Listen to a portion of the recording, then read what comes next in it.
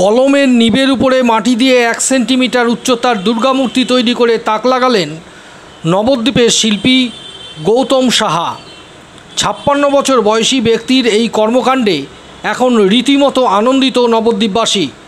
Corona আবহে কর্মহীন হওয়ার কারণে মানসিক অবসাদগ্রস্ত হয়ে পড়েন তখন এই ক্ষুদ্র শিল্পের ভাবনা। এই শিল্পচর্চা করে মানসিক অবসাদ থেকে অনেকটাই মুক্ত হতে পেরেছেন বলে জানান শিল্পী গৌতম বাবু। প্যাস্টেল কালারের উপর, চকের উপর, পেন্সিলের নিবের উপর বিভিন্ন শিল্পকর্ম করেছেন এর আগে। চালে, ধানে, গমে, ডালে, বাদামের খোলে মূর্তি তৈরি করেছেন এর আগে গৌতম বাবু। তবে দীর্ঘ 15 দিনের কঠিন পরিশ্রমের পর কলমের নিবের উপর দুর্গা প্রতিমা তৈরি করেছেন বলে জানান গৌতম বাবু। পরবর্তীতে আরও এই ধরনের কাজ করার চিন্তাভাবনা রয়েছে বলে জানান শিল্পী গৌতম সাহা। দেখুন সেই সব চিত্র।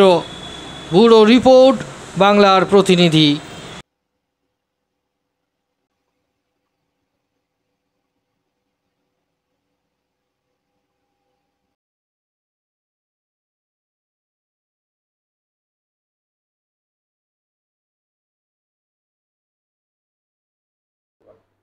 আমার নাম গৌতম সাহা।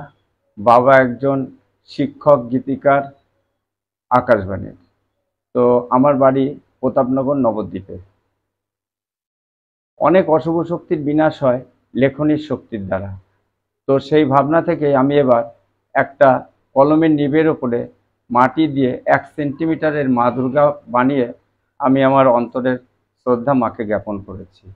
বর্তমান যে অবক্ষয় পরিস্থিতি চলছে, আমি মায়ের কাছে প্রার্থনা করব এই লেখনী শক্তির মাধ্যমে তার বিনাশ হোক।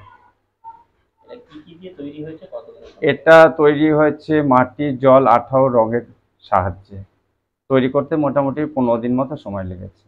এর আগে আপনি কি কি তৈরি করেছেন? আমি চালের ওপর, ধানের ওপর, রুল পেন্সিলের লিডের ওপর, এলাচের খোলের ভেতরে, বাদামের খোলের ভেতরে বিভিন্ন মূর্তি তৈরি করেছি। মাটি ও সিমেন্ট দিয়েও বহু মূর্তি, দেবদেবী ও মনীষীদের মূর্তি তৈরি করেছি।